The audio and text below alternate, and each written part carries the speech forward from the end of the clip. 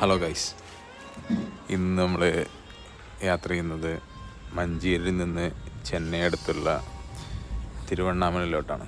ഈ യാത്ര ഒട്ടും പ്ലാൻഡ് അല്ല.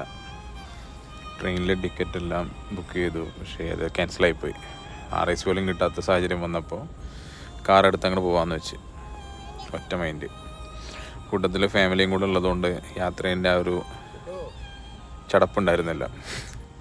അങ്ങനെ ഞങ്ങൾ കുറേ ദൂരം ട്രാവൽ ചെയ്തൊന്ന് വണ്ടിയിൽ നിന്ന് ഇറങ്ങുന്ന സമയത്ത് ചെറിയ ചെറിയ മൃഗങ്ങളൊക്കെ നല്ല നൈസായിട്ട് ഒന്ന് രണ്ട് കാഴ്ചകളൊക്കെ ഉണ്ടായിരുന്നു. മൃഗങ്ങളൊക്കെ ഉണ്ടായിരുന്നു, മാനുകളൊക്കെ ഉണ്ടായിരുന്നു. ഇത് ഏകദേശം തിരുവണ്ണാമല എത്തുന്ന അടുത്തായിരുന്നു.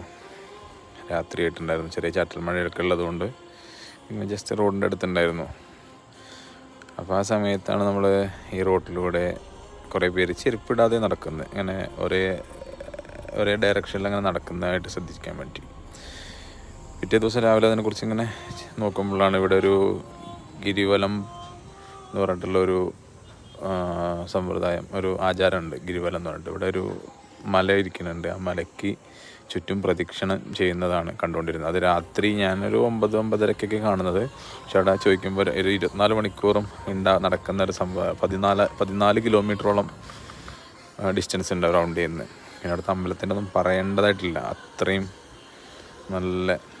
നല്ലൊരു എക്സ്പീരിയൻസ് ആയിരുന്നു.